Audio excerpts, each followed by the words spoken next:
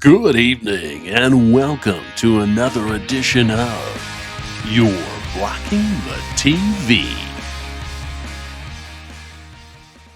Welcome back to the podcast. It's Josh and Alex, and this is You're Blocking the TV.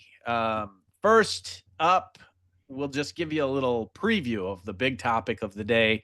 Rob Manfred, MLB Commissioner Rob Manfred, has ruled that the lifetime ban of a player officially ends upon the player's death. That means that the Black Sox, the 8 men out, and Pete Rose now technically eligible for the MLB Hall of Fame, which is for Major League Baseball fans, and I think for sports fans really in general, pretty huge.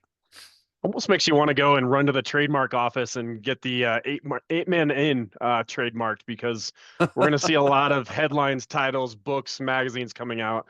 I'm sure Pat Riley already beat us to the punch there. But what a groundbreaking and legitimately happened minutes prior to taping, and something that, we talked going all the way back in you can talk in ethics class, you can talk in sports broadcasting class, a topic that is highly debated at bar stools around the country, has now been completely changed just by saying, death will no longer make you ineligible. As soon as you've passed, you can now be eligible for the Hall of Fame. Pretty wild stuff. It is absolutely nuts. And something that, at least in the case of some of these players, I have been calling for my whole life, for, as long as I can remember anyway. So I'm pretty excited about that. We'll dig into that a little bit more, along with some other MLB stuff later on in the podcast when we get into the real meat. But first, Alex is going to walk us through a little update on the NHL playoffs and the wild thing that they are. Yeah, absolutely been just a chaotic NHL playoff season thus far. We have seen series turn on their heads. Before, I don't have the exact stat, I'll make sure I dig it up, but in Game 7 history, teams coming back from multiple goal deficits, there was one team prior in about 199 Game 7s, and we saw back-to-back nights where Game 7s were decided by overcoming a 2-goal deficit. The Avalanche going down to the Dallas Stars in 7, and then the Winnipeg Jets prevailing over the Blues in 7. So we are deep into the second round. Quickly just scale over some of these series. Edmonton taking a 3-1 series lead last night, winning their 2 home games. The series shifts back to Vegas for an elimination Game 5. You have Dallas up 2-1 on the Jets, with another home Game 4 coming up this evening. The Maple Leafs and Panthers have just been going at each other's throats, a true bloodbath over in the Eastern Conference in terms of cheap shots. You've had hearings, you've had goalies out for the entire series in terms of Stolars for the Toronto Maple Leafs, looking to make that push and really get over the hump to an Eastern Conference final, as a Canadian team has not won the cup since the early 1990s. So really looking to break that string of U.S. teams dominating cup runs. And then you have the really relatively boring series. The Capitals trailing the Hurricanes 3-1. The top number 1 seed coming in, Capitals, really struggling against the Hurricanes. The Hurricanes currently have the longest home winning streak in the playoffs. They have won all 7 of their home matchups coming into this second round battle with the Capitals. Really seeing just the continuation of just competitive teams over on the West, where it's really top heavy. You have the Oilers, coming in as that 3 seed, but they've seen the Golden Knights several times in the last several playoff runs. They're coming off a very disappointing loss to the Panthers in last season's Stanley Cup final, and the Hurricanes making that midseason move to trade for Mikko Rantanen, who has to be the odds-on favorite to win the Conn Smythe Trophy this year if the Stars are able to prevail for a Stanley Cup. Taking him from the Avs and then retrading him to Dallas when Mikko had determined that he was not going to sign a long-term contract. A lot of fans and a lot of pundits were giving the Hurricanes a hard time, and now they're 1 win away from returning to the Eastern Conference Final. So very exciting NHL games happening. We haven't had too many games go past. I don't think any game has gone past second overtime. It's been quick overtime wins in the playoffs to start, but you're really seeing really good battles. That's going to continue. All of these matchups, there's really really not a Cinderella. These are top end teams that are built to win, that make for exciting matchups as we quickly head into. By the time we have our next podcast, we'll be in the Eastern Conference and Western Conference finals, which will be really exciting. Well, here's a crazy thought. We could have an all Canadian final in theory because Maple Leafs playing well, obviously, and Oilers are really playing well right now over Vegas. So Had the shutout last night, and you could potentially have a Western Conference final. That's all Eastern Conference. If Toronto continues to make their run, it's really going to put the emphasis on a really big possibility of an all Canada Stanley Cup final. man, that'd be crazy.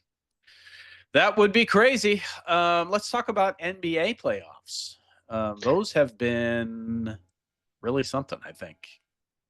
NBA playoffs on the Eastern Conference, you had chalk, so 1, 2, 3, and 4 moving forward, and then some big upsets. So you have the Celtics and the Knicks going head to head. The Knicks taking a 3-1 series lead as of yesterday. Late in the fourth quarter, and before we get to the big injury, in the last several games, it's been the Knicks that have really overcome big deficits to, they've been down 10, 15, even 20, and they've turned that around to run away with games in the fourth quarter. Yesterday in New York, Jason Tatum goes down with what looks like an Achilles tear. Non-contact injury, goes to make a pivot, drops the ball immediately, ends up in a fast break for the Knicks, and you see Tatum just writhing in pain. The toughest part for me on these injuries, Josh, are it's not the hamstring strain or the calf strain that we're seeing on Steph Curry or some other players as they go through, where they just have to have a little bit of time, work through that injury, build up the strength. An Achilles injury this far into the playoffs, it doesn't take them out just for the rest of the playoffs. It's all of next year as well. We have seen just, the freaks of nature, the Kobe Bryants come back and be even better after an Achilles tear. But what a tough break for a team that is very much in their championship window, defending champion Boston Celtics. And now you look at the Knicks, one game away from the Eastern Conference final, which they haven't been to in 25 years. Now they're going, back to Boston, but they're playing a very shorthanded team and Tatum going down. Well, Knicks fans, not that New York fans in general haven't had anything to cheer about recently, but that would be really, really big for the New York Knicks, obviously. And then, looking at the way that the other series in the East has gone between the Pacers and the Cavs, I mean, are you surprised that the Pacers are playing so well against Cavaliers?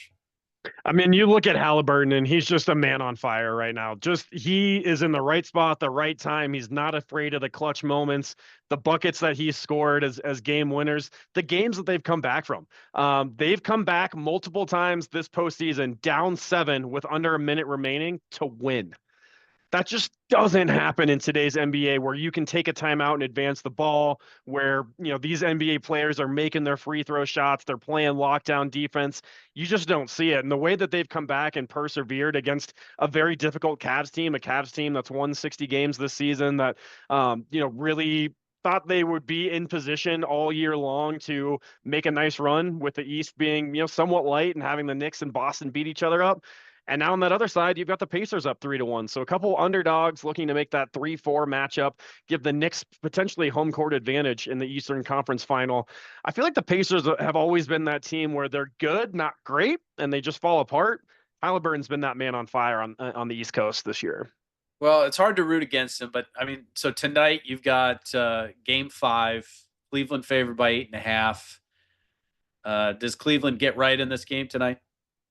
You would expect that they're going to throw everything they have at the Pacers. They're going to be feeding off of their hometown crowd. They know they need some momentum. They need to find that secret magical potion, with knowing that they need to go on a 3-game win streak. But it's just that old cliche, one game at a time. I keep thinking that the Cavs are going to bounce back, but they've got to find a way to not make it a close game down the stretch, because the Pacers have shown that they're not fazed by anything. Yeah, my fellow Cleveland Guardians fans, who are true Cleveland fans for the whole city and all of the teams in Cleveland, have been.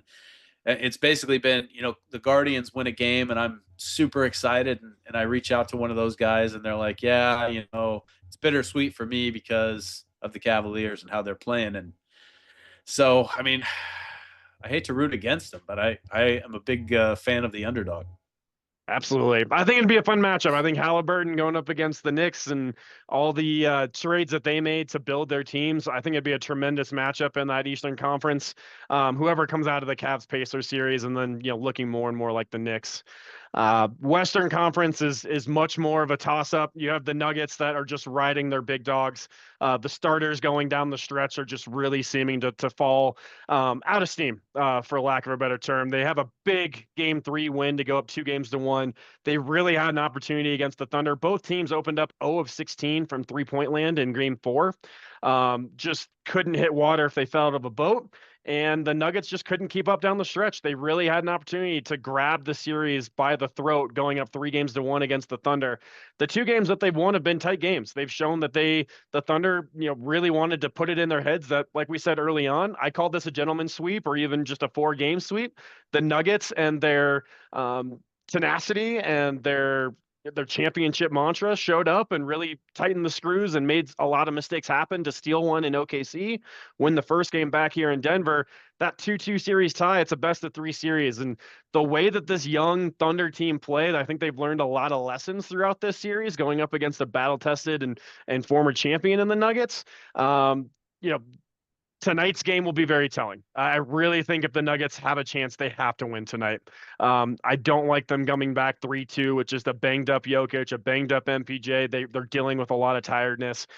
You really have to go down there, slow down the game, make sure the Thunder don't get off to a hot start, because we've seen against the Nuggets and the Grizzlies, they can put you away in a hurry and go up by 50 and the game's over, in the second quarter.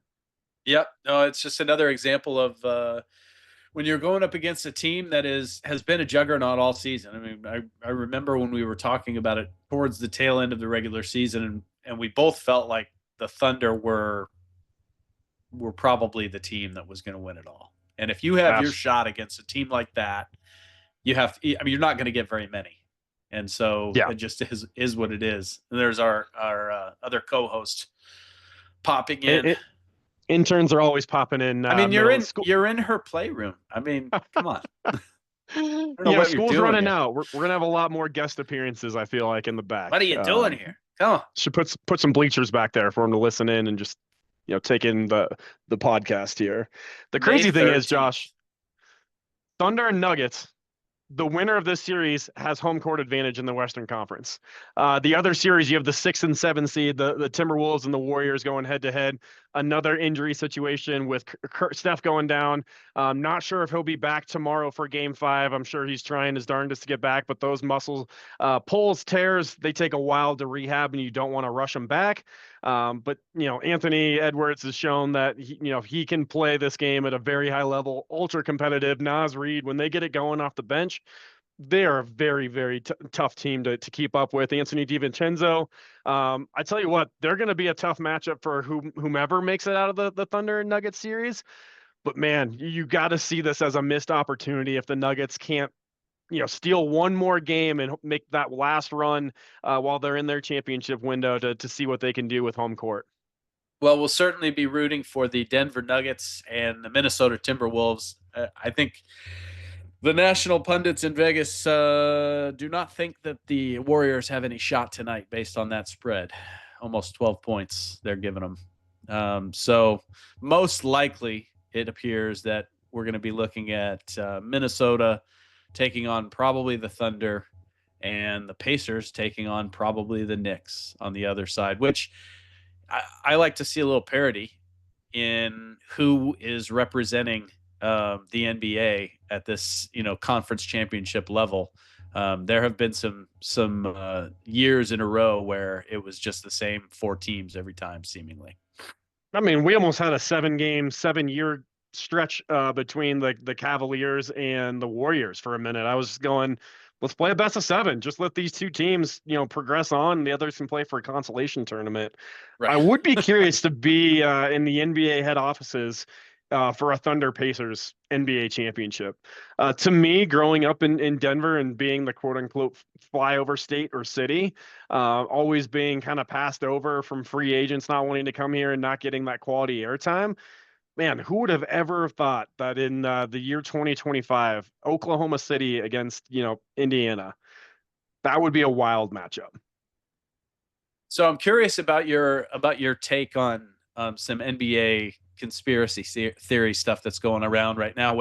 Remember Luka Doncic going from the Mavericks just very suddenly to the Lakers. Obviously, that didn't make things work for the Lakers in the playoffs this year.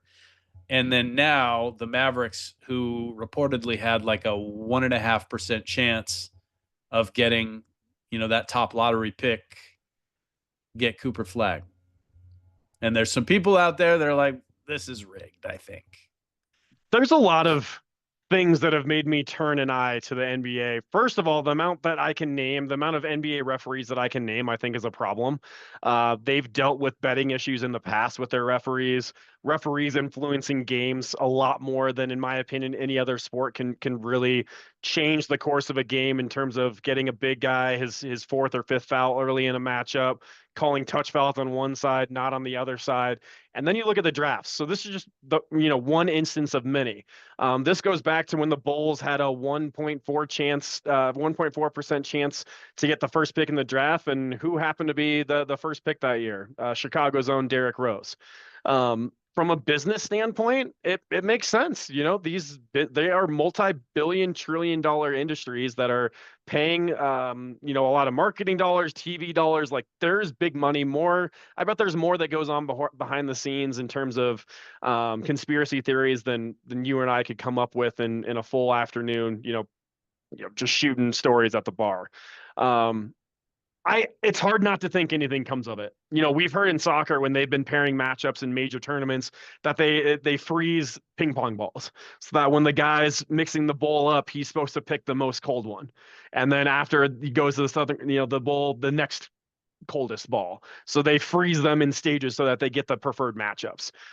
Do I think that's harder to do with ping pong balls and the way that NBA's tried to do it in terms of leveling the playing field so that teams don't tank? It is a little mind blowing, and the statistics will tell you when you have a 1% chance, the fact that it's happened as often as it has and that the Jazz have never moved up. There's a lot of weird statistics around the NBA draft.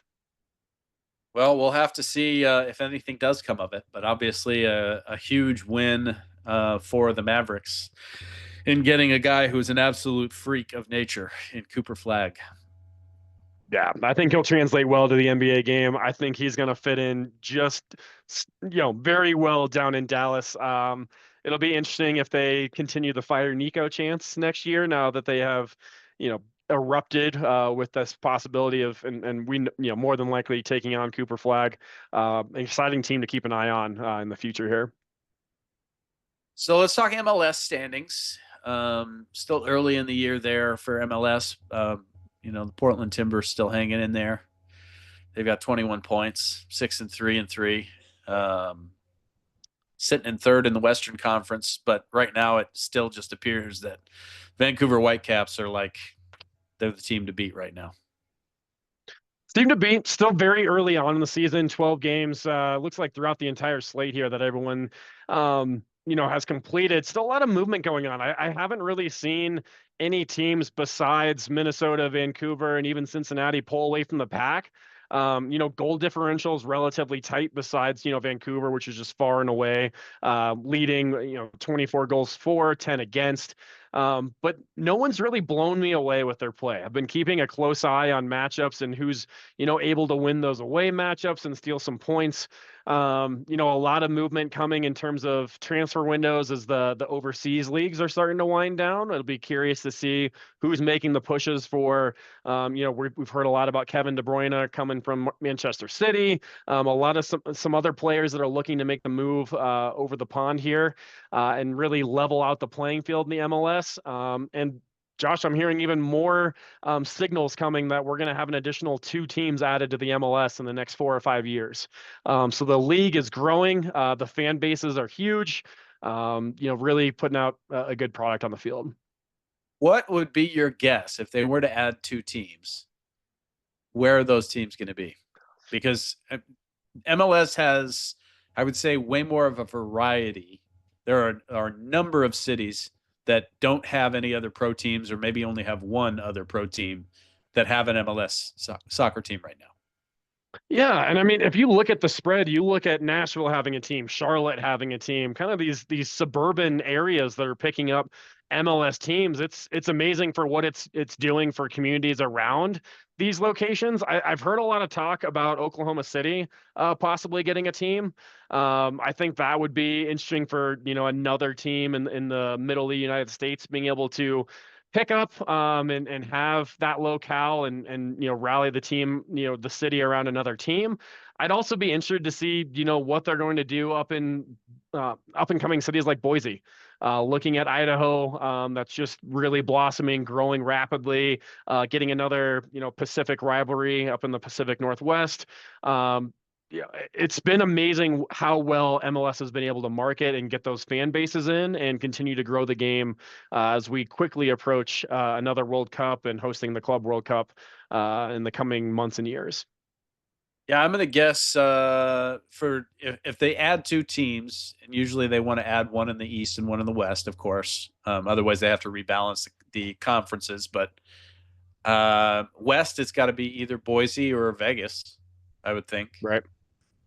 I think it's about time that Boise got a pro sports team. There's been quite a migration into that metro. It has grown immensely. Vegas supports everything just because of what goes on there. So, and then yeah, on the east side, boy, tough to know. A lot of Tough, options. tough to know. But I mean, of course, I am much more interested in, and part of this, we already have a team, but I'm much more interested in MLB expansion. And fortunately, I think I'm going to be disappointed when that happens again. But just one of those things, where you don't know what's going to happen. But so let's talk about MLB. And first and foremost, let's dig in with a little bit more depth into the Rob Manfred ruling today. That is, I mean, that wasn't something that was on my radar, to be honest. Was it something that you were thinking about? I think the timing of it is really interesting as well. We're at the quarter pole mark of MLB really starting to get some traction in terms of the summer, your mid playoff runs for two of the other major sports. I wonder why on a Tuesday afternoon. Why did that come down? Is that a misstep on MLB's part? Is that something they wanted to skirt by? Are they trying to gather the talking heads and pundits to bring up the MLB and as we start to get into the season? But the timing is what brings it up. We waited and on a human side, I can't imagine what it felt like to be Pete Rose to continue to lobby for the Hall and his family and felt like he should be in it. And then even saying before he passed, like, I'm confident that I'll get in after I pass, but I won't know it. So, hopefully my fans will be able to enjoy it. The timing is really weird now that I sit back and think about it. Tuesday afternoon, there isn't anything else really going on. Is there anything that they're trying to hide? Is there any PED, any suspensions? No, I just look at my watch this afternoon and go, oh, Manfred just said that Shoeless Joe and Pete Rose have a shot at the Hall. It's just it is a little interesting. So another, I mean, the thought for me, I mean, with the White Sox players from the Black Sox scandal, and if you haven't seen 8 Men Out, you should watch it. It's a good. It's less about the baseball and more about the scandal. And so there's a lot of stuff that's in the courtroom, and of course it's fictionalized to an extent, for Hollywood, and it was made in the '80s, and this happened in the 19 teens. But I feel like there were at least a handful of those guys that were not. I mean, they were willing participants in it, but they weren't. They were reluctant participants, and they, maybe had a change of heart, especially like Shoeless Joe Jackson, who was notoriously simple, just a country boy, couldn't write his own name, signed with an X or whatever. Like, I just don't know that. I mean, and we can't know what their intent was. We can't. But if you look at the stats for Shoeless Joe, especially, he didn't throw that World Series. I mean, Right.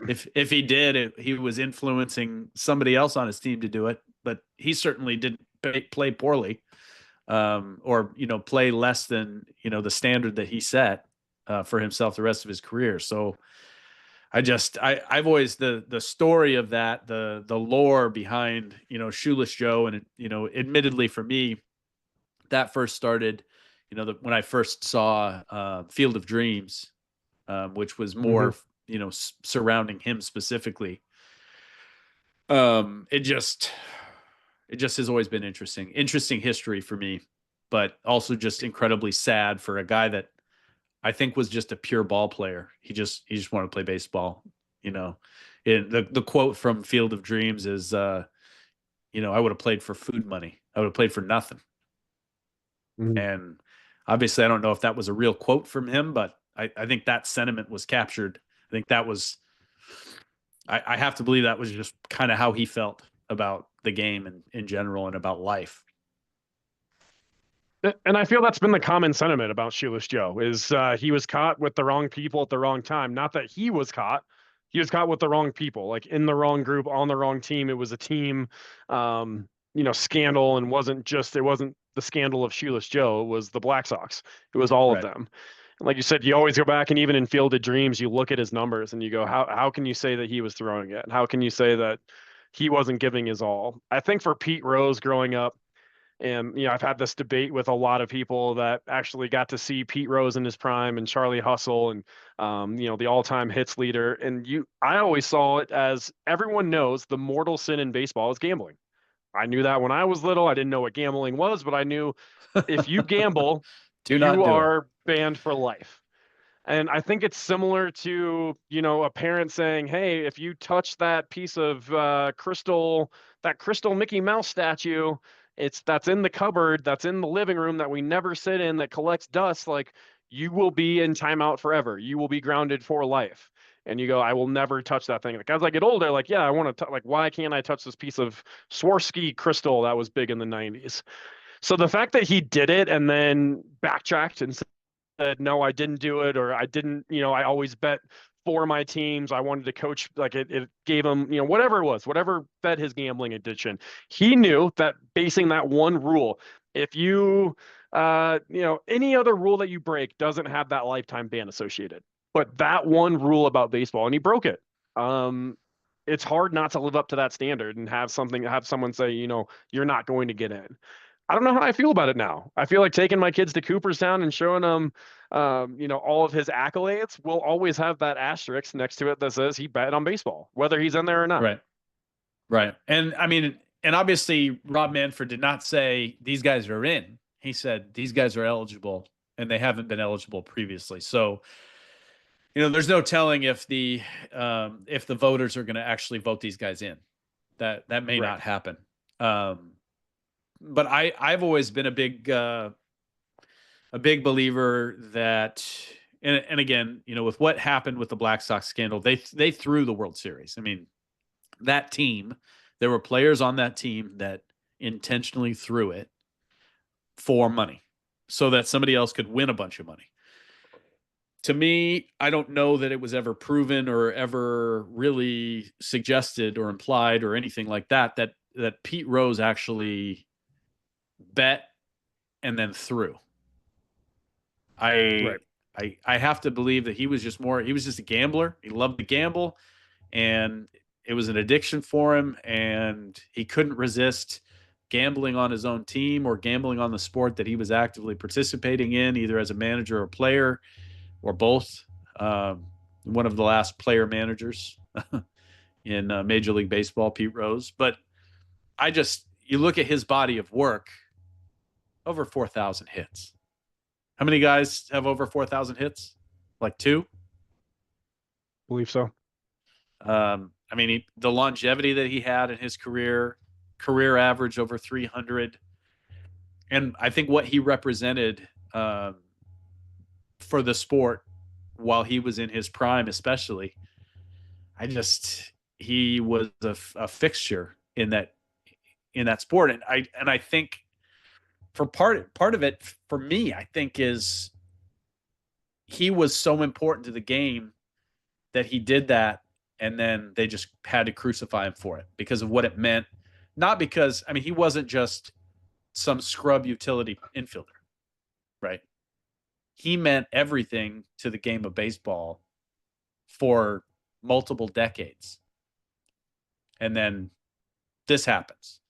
You could also argue that he wasn't a great guy personally, and that maybe he had a target on his back. And so when some stuff came out, they were like, well, normally we wouldn't go after this guy for this, but this guy's kind of a notorious jerk, and let's make an example of him. I don't know. I don't know what really went down. I don't know if he actually influenced negatively for his own financial benefit the outcomes of games. I don't know. But yeah, I mean, I lean more toward his being eligible and let the voters decide. So I'm glad that Rob Manfred has made that decision. On the other side, I would love to see Shoeless Joe Jackson get in. And there are so many guys that have been robbed of the opportunity to be in the Hall of Fame over the years, who have then later, years after their death, been posthumously inducted into the Hall of Fame. And I think there's a slew more of those guys that deserve to be in, probably before somebody like Pete Rose, who did what he did. So It'll be really interesting to see the first ballots that come across, since we have so much more access in the X age and Twitter age and blue sky age, with seeing the ballots and seeing what they're actually putting down and who's marking what. This next season of Hall of Fame ballots will be probably one of the most anticipated since Barry Bonds and Sosa were on. A-Rod, seeing where the sentiment was. What are the voters going to do, and how much ground do these guys need to make up in order to make it before falling off? It's going to be really telling. It might be one of those years that you want to book a trip to Cooperstown in advance here. Absolutely. I mean, the other side of it for me, and we talk about this way more frequently because this is more present in today's game, but PEDs and how do they affect a player's eligibility? There aren't, to my knowledge, there's nobody that is ineligible based on PEDs, or even if they've been caught multiple times, there's nobody that's officially ineligible based on that. And I think personally, PED usage is way more important, and taints the game way more. Now, you can argue that in the 90s, they sort of sanctioned it because it, brought more fans into the stadiums, and it drove excitement for the kids, and et cetera, et cetera. I don't know what's really true there. I've always personally, preferred a player like Kenny Lofton to a player like Mark McGwire or Sammy Sosa anyway. But that's more important to me. I'm all for those guys never getting in. And if you want to say somebody's ineligible, I feel like it should be those guys. That's just me. I absolutely agree. I think PEDs and trying to skirt the system, like that's the emphasis of performance enhancing drugs. That's why we have blood tests, to make sure that everyone's on the same playing field. Everyone might not have the same VO2 max, but if you're taking something that lets you, get more oxygen in your lungs, recover faster, I think that is the ultimate sin. But this has been etched in stone for as long as baseball's been around. Don't bet on baseball. It would be hard for me as a voter to say, like, I'm going to go against that own rule, that own criteria that's been around. It's not something new. It's not like they're trying to figure out how they manage PEDs and how voters do it. The betting and the fact that and it's both sides. So now I'm like talking myself into it, right? He was not allowed into the Hall of Fame for betting, but at every stadium I've been to, and I haven't been to a Rockies game in a few years, but I'm assuming that they have, FanDuel. Go ahead and scan this QR code. You get, deposit $100, get $100 in free bets as you're sitting in the stadium watching these players. You're seeing it even go down to the NCAA tournament, where people are getting death threats because they lost a parlay.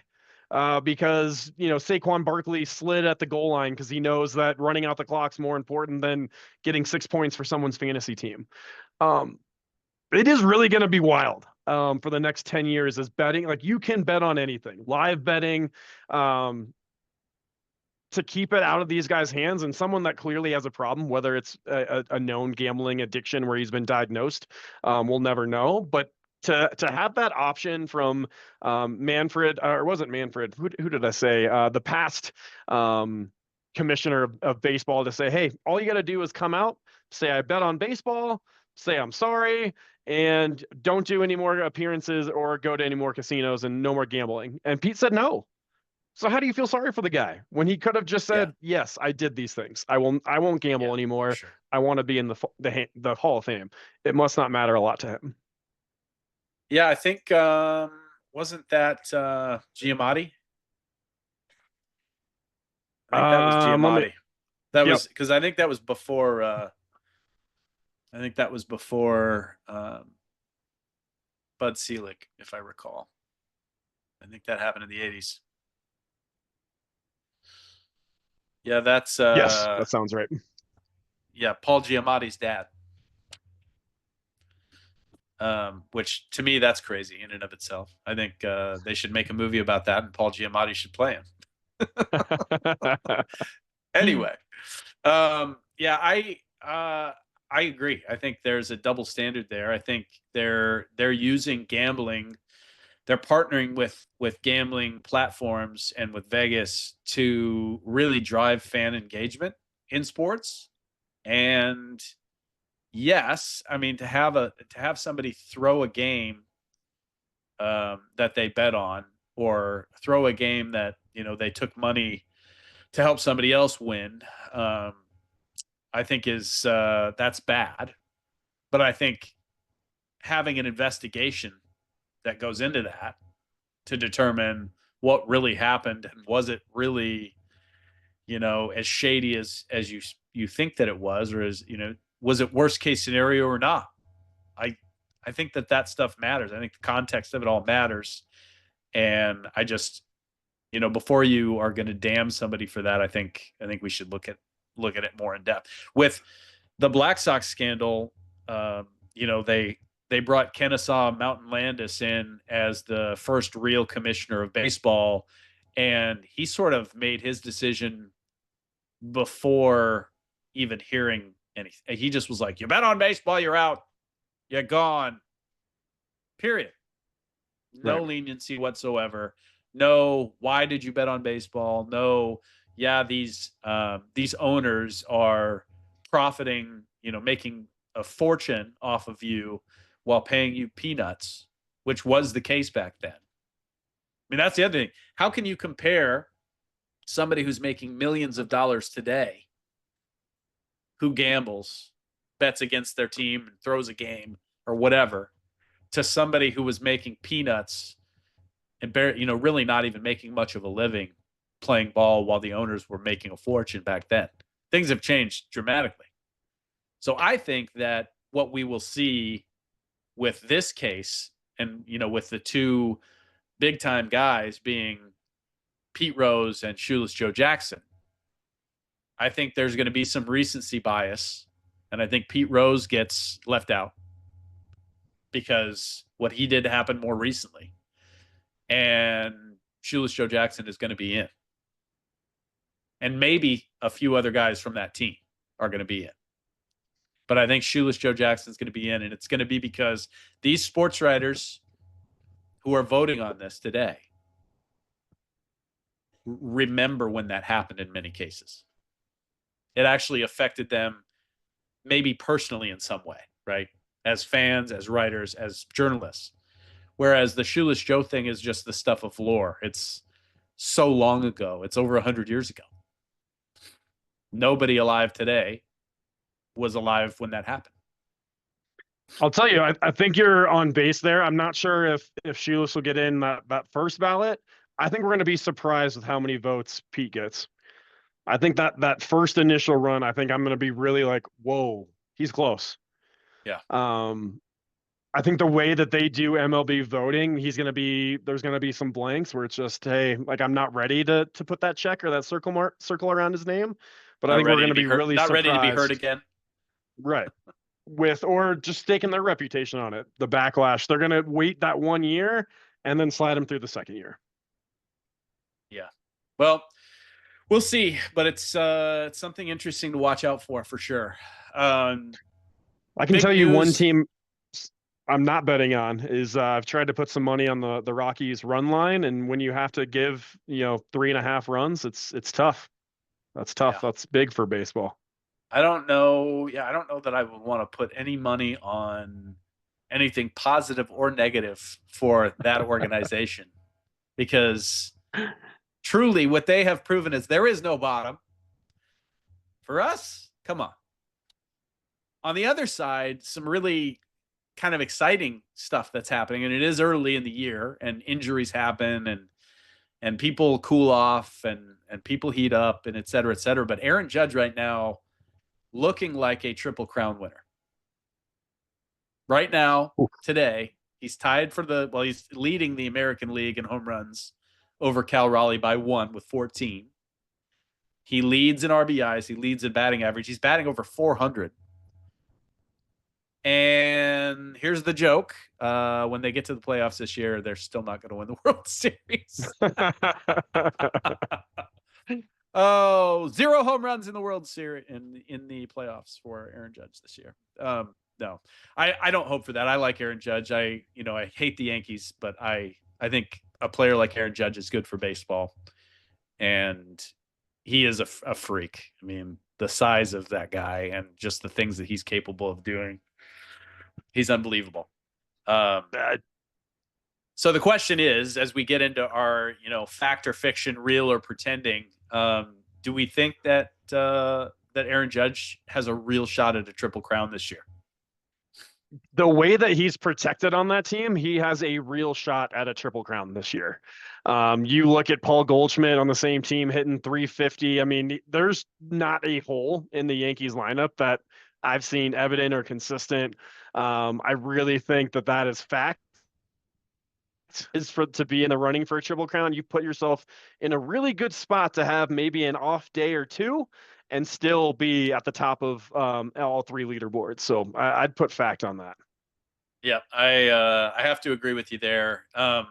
Another guy who is in up high up in the standings with home runs is Cal Raleigh, who for Seattle at catcher is looking like he wants to hit 40 to 50 bombs this year, and maybe try to break that catcher home run single season record this year.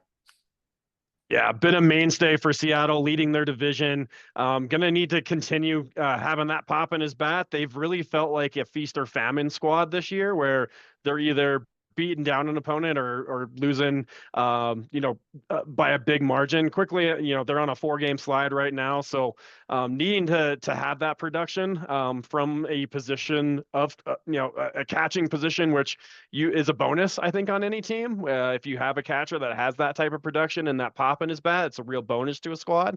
But yeah, having a great start to the year with the Mariners. Now let's look at this is an interesting one for me because Trent Grisham, lefty hitter, outfielder for the Yankees, kind of a journeyman player. He's a platoon guy. He does play a good defensive center field. Has 12 home runs and 104 at bats this year. I mean, he's on pace to hit 30, 40 home runs, which of course is way more than he's ever hit before. Basically, every time he's in the starting lineup, the guy seems to hit a home run. But he only plays when righties are starting on the mound. Right. Interesting. And also plays at home in a very favorable ballpark to take it, out of the park. And good start. That's going to be one of those that you look to see. Can you be consistent throughout the rest of the year? What's a good benchmark? I think like mid-20s would be, a great spot for him to be at. I don't see those numbers continuing. No, it's not likely.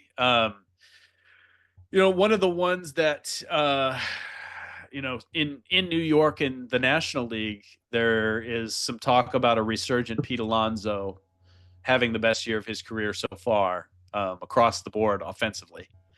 And really, where I first heard the talk of a dark horse triple crown threat was Pete Alonso. Now, of course, he's not leading the National League. He has 9 home runs, certainly in striking distance. But he's having a resurgent year this year. Kind of a, prove the doubters wrong kind of year. And I mean, we'll see what happens with him. I certainly, have been a Pete Alonso fan since he came up. Yeah, I've really liked Pete Alonso. I love the Mets being back in it too. I mean, I feel like a healthy Mets, a healthy Yankees team, as much as I dislike that area of town and how lucky and spoiled that they've been. It's nice to see, kind of Soto, fitting in well, Pete Alonso feeling a lot more comfortable. The Mets at 27-15, I feel like are really quiet in 27-15. And Pete Alonso, and his having a rough kind of last 7 days has a little bit, Ks have upticked a little bit. But if he can continue and stay the course, that's going to be a tough Mets team to beat come September and October. He's leading the National League in RBIs. He is, let's see, 9th in batting average at 318. And he is, he's got 9 home runs. He's not in the top. He's basically tied for 17th in the bigs. So he's not leading the way. I mean, a guy like PCA in Chicago has 10, and he's got 9. How about the Cubs? How do we feel about the Cubs right now? Every time I want to... We talked about them last time. They continue to look like a pretty complete team. Kyle Tucker having an MVP caliber season. Yikes. They look like a scary squad in a division that I feel up for grabs. You have St. Louis 23-19, so just a game behind. Milwaukee really struggling, 20-22, just can't get their footing. Last 10, 4-6 for the Brew Crew. Cubbies look good. Every game I've caught of theirs, I'm like, they look dangerous. They're playing with that swagger. They've got the friendly confines, at their back, and if they can have a good record, they're always going to have that crowd that pushes them and able to really get far along. I tuned into the game where they gave up, what was it? I think it was 11 runs in the 10th inning, went to extras and gave up an 11 spot, most they've ever given up in extras, and that's kind of been their only blip. They only have an 11-9 home record though. I feel like if they can shore that up, they're really going to be in a good spot in that NL Central. Yeah, and you look at the Cardinals, and they have kind of bounced up and down, and none of those teams have an incredible record. There are, let's see, 1, 2, 3 teams in the National League with a winning percentage over 600 right now, and they're not one of them. But,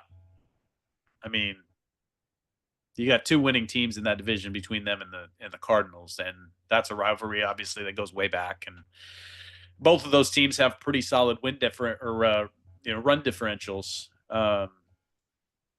Yeah, I think the Cubs look like a complete team right now. But the team that I am scared of, partially because I think, they might be. I don't think that they're the best team in the American League, but they certainly have a valid claim to that. And I say this about the Detroit Tigers because of the pitching that they have to go with their run differential. They have on the scope of runs allowed, they've given up only 144 runs. They have scored the second most runs in the American League, and they've given up the second fewest. So you look at that starting rotation. Again, we talked about this on the last episode and how it's just a bunch of guys that have been highly touted at times, then dealt with injuries, and right now they're all putting them together. You got Tarek Skubal, you got Casey Mize, you got Jackson Jobe, you got Jack Flaherty. That's a rotation that can carry you all the way. And Tigers are for real. They were just in Colorado, so got to see some of their games last week, and yeah, they look like a scary team in the AL. They are, in fact, the only team in the American League that has a winning percentage over 600 at 643. And yeah, I mean, Cleveland has not played poorly. We just, finished a stint of pretty solid baseball that we felt really good about, and we fell further behind the Tigers during that time. It's funny when you talk about the runs against, and I look at their pitching stats as well. Their WHIP, walks per innings pitch, 30th, 1.15. So they're playing good situational baseball. Right. Opponent's batting average 220, sitting at 27th. Quality starts 13, so tied for 16th. So not numbers that necessarily jump off the page, but they're just a team that has that tenor and they know what they have to do to win baseball games, as evidenced by taking advantage of an error for a Riley Green little league home run. They're just doing what you have to do to win baseball games, and I think that's the definition of scary, right? They don't have the numbers to back it up yet, but they're still a very good team early on in the season. Speaking of the Detroit Tigers, they've got a guy on their team who makes a lot of money, more than most Tigers fans have felt like he deserved for now a number of years, in Javi Baez. And he's having a resurgent year this year. He's moved to center field, so he's playing a lot of outfield for the first time in his career, which is it's pretty unusual for a guy who was a career infielder, career shortstop, to end up, Gold Glove caliber shortstop, to end up having to move to the outfield just to be able to get on the field. And then he's batting over 300 and just having a fantastic year. Now, they haven't put him in the middle of that lineup. He's been batting at the bottom for the most part. So he's got a lot less pressure on him. But he's not striking out at the rate that he historically has. He's just playing all around really solid baseball. He's been a big part of what they've been able to do this year, because what you got from Javi Baez last year and the year before was nothing, basically. Hole in your lineup. Yeah, nothing but a hole. Yeah, exactly. I was just going to say a hole in your lineup that you're paying a lot of money to. Love that versatility. That's got to be nice for a team. If they deal with any injuries, they know that they can put them in spot start, put them back in the infield, kind of move them around, but that he's comfortable swinging the bat. He's at a good spot in the lineup where he's found consistency. Yeah, that's a scary team if they can stay healthy and keep putting these games together and the streaks that they've been throwing out week over week.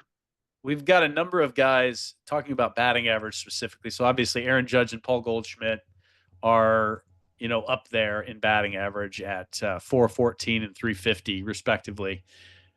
Jacob Wilson for the Athletics, batting 348 as a rookie. Son of former big leaguer Jack Wilson, who, was kind of a journeyman player himself. The interesting stat that I saw the other day about Jacob Wilson is he hasn't taken a walk all year. Batting 348. His on-base percentage also 348. It's not a stat you see too often. That's actually changed since then. He has walked 7 times recently. Okay. So when that stat came out, apparently he was like, yeah, I probably should be trying to get on base however I can instead of just putting the ball in play all the time. But that guy looks like at shortstop almost the leader of that A's team, who some people are picking as a dark horse to win the West. Make that make sense. As our good buddy says over on game day for football, not so fast, my friend. A lot of baseball still yet to be played. Next closest in terms of batting average on your team is 34th in Tyler Soderstrom. So not so fast. Another rookie though. Another rookie who was leading the league in home runs for a little bit there. But that's how a team like the A's has to do it. They're never going to do it with seasoned, free agent signees that are, big time guys. They're going to have their window when their young guys are on their first contract and they put it together. For now. I think when they move to Vegas, you're going to see a much different Athletics team. But will be fun to watch that club grow. And yeah, like you said, fun team to watch, can maybe spoil some games, but I feel like the cream rises to the crop as the days get longer and hotter. We'll see if they can keep it up. Would be fun if he can keep that average up and keep the A's afloat, but just don't see it lasting the entire year. So just a quick rundown of who's in first and who's in last in their respective divisions. Yankees, of course, leading the American League East, with the Red Sox just kind of keeping their heads above water just barely in second. Nobody in that division looking that great, other than, I mean, the Yankees look very solid. The Orioles have completely fallen off. People talking about the wheels just falling off of that operation already, which is sad because you really thought they were a team that was getting into their window. And it looks like that window just got slammed shut because it's not an injury issue at this point. They don't have a starting rotation that can get it done for them. They have so much young position player talent, and they've failed their fans and their team, I think, at this point. The Detroit Tigers obviously leading the American League Central.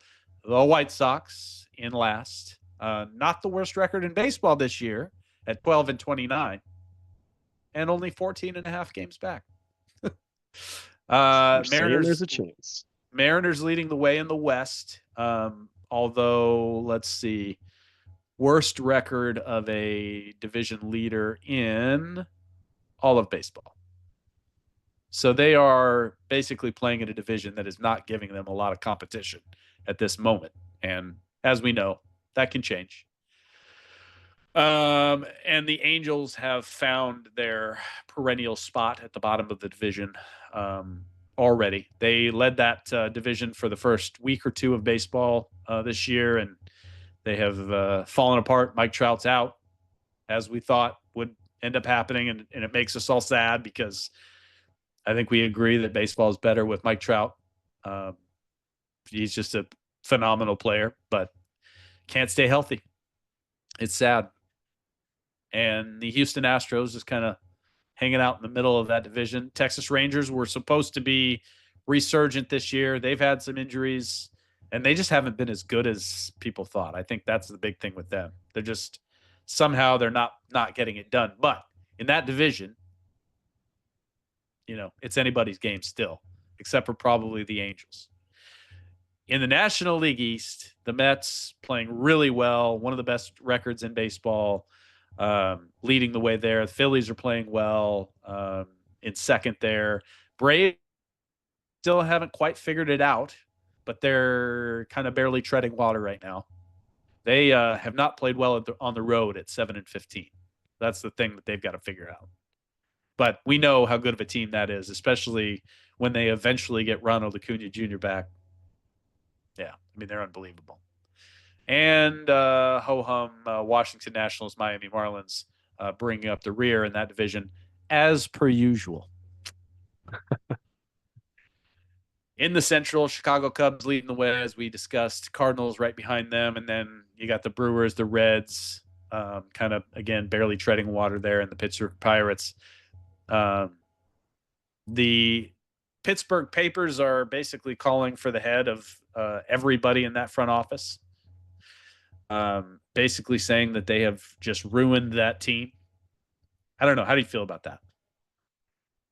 It's just great when you look at the players that they brought in, the coaching staff, and to be 14-28 with, Skeens really not being talked about anymore. It's hard to talk about a team or be excited about a team when they have one pitcher. What a disappointment. And, again, that it's both sides of the ball, home and away. 9-13 at home, 5-15 away, not scoring runs, getting scored against. It's just not a good formula moving forward for Pittsburgh. Question is, do they try to rebuild that franchise around Paul Skeens, or does he get sold off in the next couple years?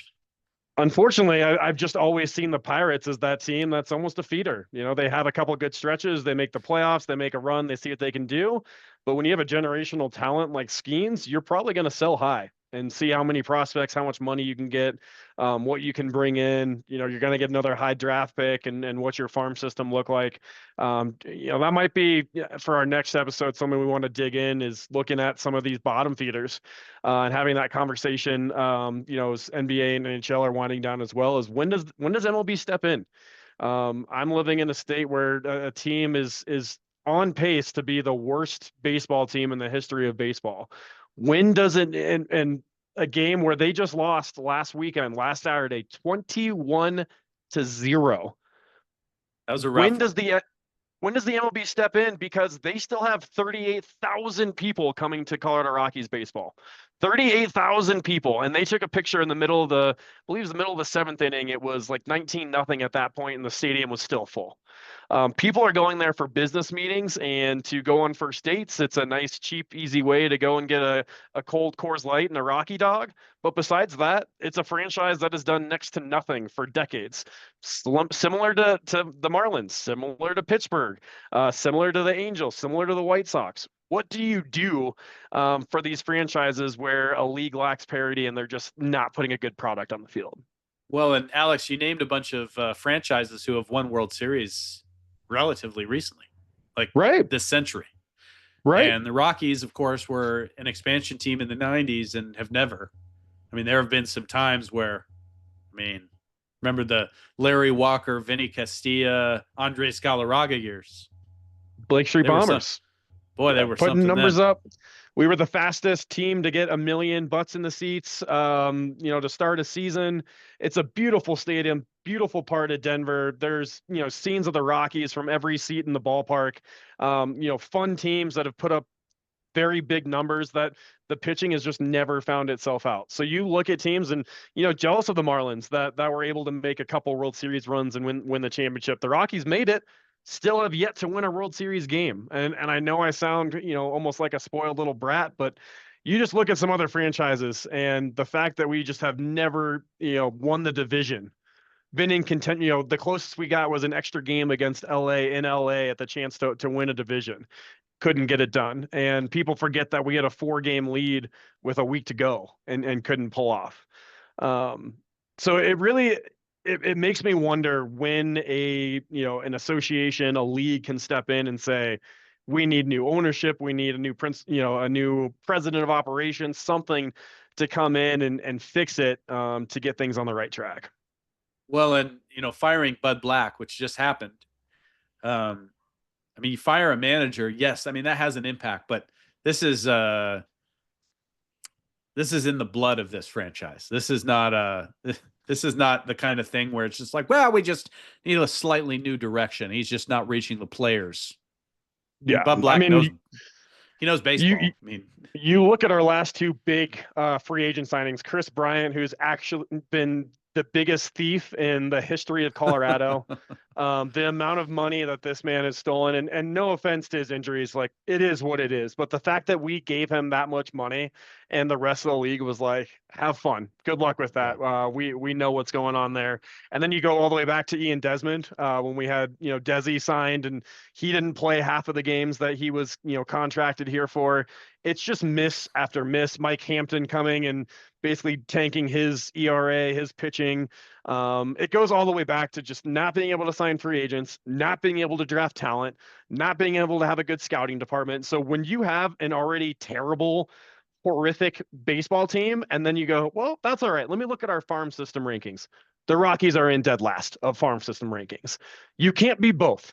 If you're dead last in the MLB, you better be a top 10 farm system, knowing that you've got a battery of arms coming through, some bats that are working up the lineup. There is no hope for this team. We still have 35 games left against the NL West. 35 games against Dodgers, Padres, Giants, Diamondbacks. Against a division that probably will send, well, at least 3 of those teams are going to the playoffs. Maybe 4, right? The Diamondbacks are 22-20 and they're in 4th. But the Giants, Padres, and Dodgers look like they're all World Series contenders. We haven't hit rock bottom yet, and that's scary for a team at 7-34. Well, and talking about them, trying to basically be the worst team ever this season, that's on the heels of the White Sox being the worst team ever last year. Right. And you're going to fire Bud Black because it's Bud Black's fault. I mean, I'm all for, when your franchise is in that kind of situation, you clean house. But one, you don't fire your manager in the middle of the year. That doesn't help anything. The White Sox did that with what's his face last year. Yep, That did didn't nothing. help. That didn't help anything. I mean, you still finished with the worst record ever. And yeah, I mean, it is sad. And it is the only league where there's not a salary cap. And, on the other hand, you look at like the Cleveland Guardians, of whom I'm a huge fan, and we make the playoffs almost every year. We are almost never competitive in the playoffs. That ownership group has basically worked it out so that they've just got it they can just tread water. This is good enough. They don't draw much. I mean, that stadium is not full for a day game on a Saturday. Contrary to the Rockies. So the Rockies are very successful as a business because, of course, they're not paying a bunch of people a bunch of money, but they're also not winning. Whereas, a team like Cleveland, we're probably going to make the playoffs. We're probably not going to win the World Series and haven't won one since 1948. So the question is, between the two of us, and I enjoy rooting for them even so. I enjoy rooting for an underdog team that, is gritty and, they represent their city really well. And at the same time, like, why does it have to be like that? Because it's a choice. They're just choosing to be cheap. 100%. And so, the Rockies are choosing to be cheap. They're just doing it really poorly. And that's really the difference. I think as a fan, I'd rather be on the Guardian side, right? Like I cheer for the Guardians because I know that, it's a team that you followed and easy team for me to follow on the AL side. But you look at what they do and you just hope for them to get hot in the playoffs, especially in baseball. Just I hope we get hot, get some bats hot, steal some games, see what, something will happen. Whereas the Rockies, I want them to win a division. Just win a division. Right. Get that like baby steps. Let's figure out how to be the best in the NL West. And then we'll start talking about that's such a tall order. I mean, you had an extended window where the Dodgers were crap. And they just haven't been in, over a decade now. But there was a window there where the NL West was not very good. And, they did not capitalize on that. Now the NL West is the best division in baseball. Right. It is what it is. We'll see what happens. There's a lot of baseball left. As you said, we're a quarter of the way through the season, which it's crazy to me to think that we're already that far in. But that's it. This is the stretch where we're almost done with NHL and NBA, and it's basically going to be just baseball and soccer for the summer. And then we get back into football where we're all ready to get hurt again. And see what the new iteration of college football is going to look like in 2025 and all that stuff. Just ready to start this vicious cycle all over again. And wonder why do we do heartbroken. Why do we do this to ourselves? But it's just you can't give it up. It's like gambling without gambling, really. I mean, I had a nice little monologue for my kids when the Avs went out in Game 7. It was walking around my living room going, why do I even care? I don't know anyone. McKinnon doesn't know about me. He could care less. Why am I getting jerseys? This is dumb. I'm rooting for the colors, and that's what sports does to you. It breaks your heart. Yep. It makes you feel all sorts of things. And then come October, I'll be watching preseason hockey again, getting after it. Still keeping up and still find myself looking at Rocky scores because it's the thrill and the agony intertwined that makes it great. It reminds me of the 2016 World Series run for, that ultimately was the Cubs breaking their long drought against the Guardians or, the Indians at the time. And with each playoff series, it was like, well, we're not going to beat these guys. And then we would win. And then we're not going to beat these guys. And then we would win. And then you go up against the Cubs who felt like a team of destiny at that point. And you're like, well, we're not going to win. And then all of a sudden we're up. We're like dominating them right now. And then you let yourself get excited. You let yourself get your hopes up. And then Oh no, we lost 2 games in a row. Oh no, they're coming back. Oh no, now it's game 7. Oh no, we're playing like crap all game. We're doing nothing. We're just dead. We're just going to give it up. And then Rajai Davis comes up in the 8th inning and hits a game-tying home run off of Aroldis Chapman, and then you're just right back in. Just brings you right back. It's our year. So, anyway, that's why we love it. And also for the kids out there, it teaches you about the ups and downs of life. Whether you're a player, you're a fan, whatever it is, both. It teaches you a lot about life, and that's why I'll always stand by my teams and continue to do this. But anyway, well, we've gotten complaints that our podcast has gone a little bit long, and here we are again, going a little bit long. But when we get to talking about baseball, especially. So we're anyway, just arming you with stats. Arming you with stats, just getting you ready for the water cooler discussions that you're going to have. I don't have to have discussions at a water cooler. I'm a real estate agent. So, that's nice. It's nice to not have those conversations, to be honest. But anyway, that'll do it for us this week. We'll see you again in a couple weeks, and we'll have lots more to discuss about the NHL and the NBA playoffs, as Alex alluded to earlier, and we're excited for it. Until then, don't block the TV. If you enjoyed this video, don't forget to like, share, and subscribe.